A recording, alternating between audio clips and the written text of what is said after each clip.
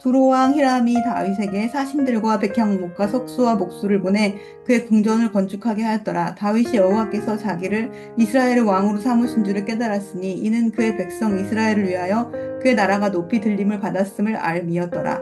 다윗이 예루살렘에서 또 아내들을 맞아 다윗이 다시 아들들과 딸들을 낳았으니 예루살렘에서 낳은 아들들의 이름은 삼무아와 소밥과 나단과 솔로몬과 이팔과 엘리수아와 엘베렐과 누가와 네벡과 야비야와 엘리사마와 부엘라다와 엘리벨렛이었더라. 다윗이 기름 부음 받아 온 이스라엘 왕이 되었다 함을 블레셋 사람들이 듣고 모든 블레셋 사람들이 다윗을 찾으러 올라오매 다윗이 듣고 대항하러 나갔으나 블레셋 사람들이 이미 이르러 르바임 골짜기로 쳐들어온지라. 다윗이 하나님께 물어 이르되 내가 블레셋 사람들을 치러 올라가리까 주께서 그들을 내 손에 넘기셨나이까 하니 여호와께서 그에게 이르시되 올라가라 내가 그들을 내 손에 넘기리라 하신지라. 이에 무리가 바알브라심으로 올라갔더니 다윗이 거기서 그들을 치고 다윗이 이르되 하나님이 물을 쪼갬같이 내 손으로 대적을 흩으리라 하므로 그곳을 바알브라심이라 부르니라. 블레셋 사람이 그들의 우상을 그곳에 버렸으므로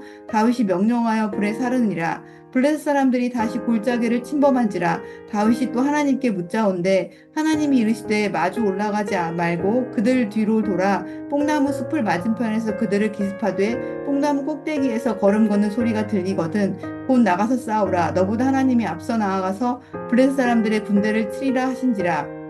이에 다윗이 하나님의 명령대로 행하여 블레셋 사람들의 군대를 쳐서 기브온에서부터 게셀까지 이르렀더니 다윗의 명성이 온 세상에 퍼졌고 여호와께서 모든 이방 민족으로 그를 두려워하게 하셨더라.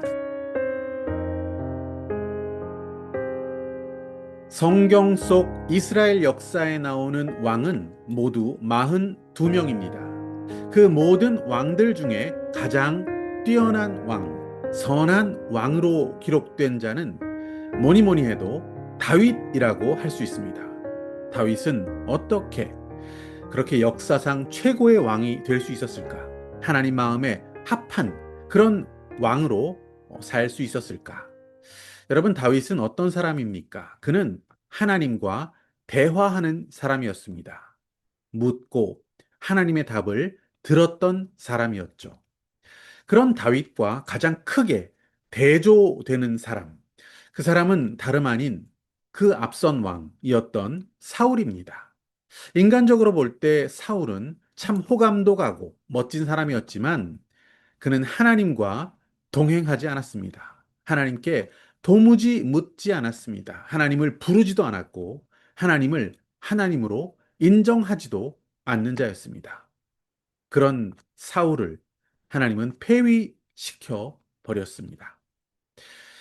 다윗은 어떤 사람이었습니까? 어떤 일을 행하기 전에 또 어떤 결정을 내리기 전에 늘 하나님께 먼저 물었습니다. 오늘 본문 말씀 10절을 보시면 다윗이 하나님께 물어 이르되 내가 블레셋 사람들을 치러 올라가리이까 주께서 그들을 내 손에 넘기시겠나이까 하니 여호와께서 그에게 이르시되 올라가라 내가 그들을 네 손에 넘기리라 하신지라.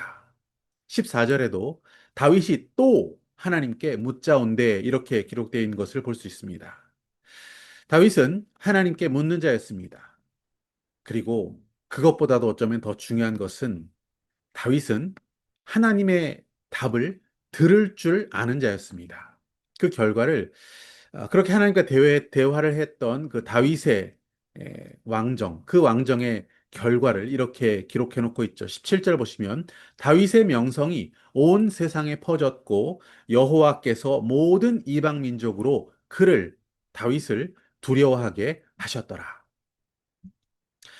자기의 성실함으로 살았던 자 사울, 자기 똑똑함으로, 자기 멋짐으로, 자기의 뜻대로 살았던 사울은 망했습니다. 하지만 다윗은 하나님을 찾고 또 찾고, 부르고 또 부르고, 묻고 또 묻고, 하나님께로부터 답을 듣는 삶을 살았습니다. 그 결과 다윗은 가장 위대한 왕이 될 수 있었습니다. 잠언 말씀 3장 5절 6절을 보시면 너는 마음을 다하여 여호와를 의뢰하고 네 명철을 의지하지 말라. 너는 범사에 그를 인정하라. 그리하면 네 길을 지도하시리라. 우리도 묻는 것은 할 수 있습니다. 하나님을 믿고 의지하는 마음으로 묻는 것은 할 수 있습니다. 하지만 하나님의 음성을 듣는 것, 하나님의 뜻을 깨닫고 하나님의 말씀을 알아듣는 것은 좀 다른 차원이 아닐까라는 생각이 듭니다. 어떻게 하면 하나님의 음성을, 하나님의 말씀을 우리가 알아들 수 있겠습니까? 먼저 우리에게는 겸손함이 필요합니다. 어린 사무엘이 하나님 말씀이 희귀했던 그 시대에 하나님의 음성을 들을 수 있었던 것은 겸손히 무릎을 꿇고 하나님 앞에 나아가 말씀하소서 종이 듣겠나이다 라고 하는 바로 그 자세가 있었기 때문이었습니다. 겸손한 자가 하나님의 음성을 들을 수 있습니다. 선지자 엘리야, 그는 광풍과 지진 속에서도 미세한 소리로 들려오는 하나님을 경험한 자였습니다. 욥도 마찬가지였습니다. 폭풍우 가운데 하나님의 음성을 들었습니다. 세상의 소리가 시끄럽습니다. 큽니다. 소란합니다.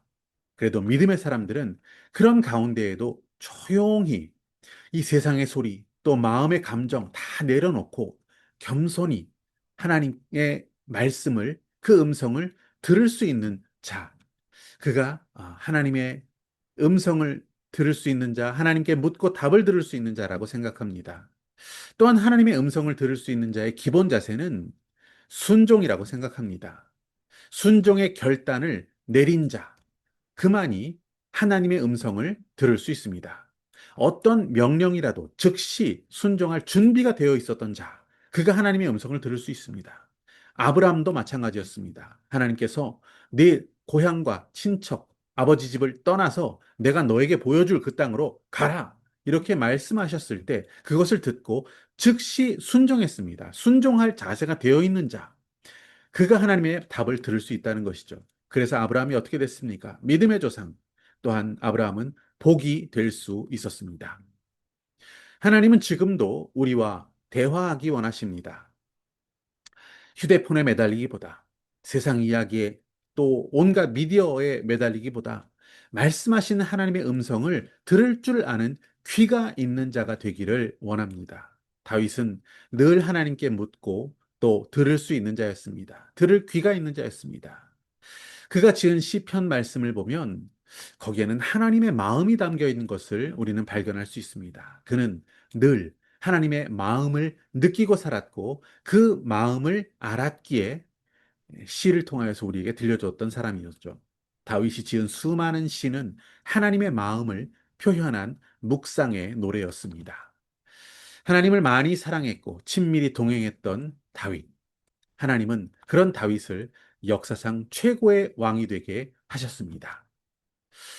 우리 인생의 주인이신 주님께 우리의 귀를 열어 주님의 음성을 분별할 수 있기 원합니다. 주님의 뜻에 겸손히 순종하며 동행하는 자로 살아가기를 원합니다. 귀 있는 자, 주님의 뜻을 따라 살아갈 수 있는 자가 되기를 소망합니다.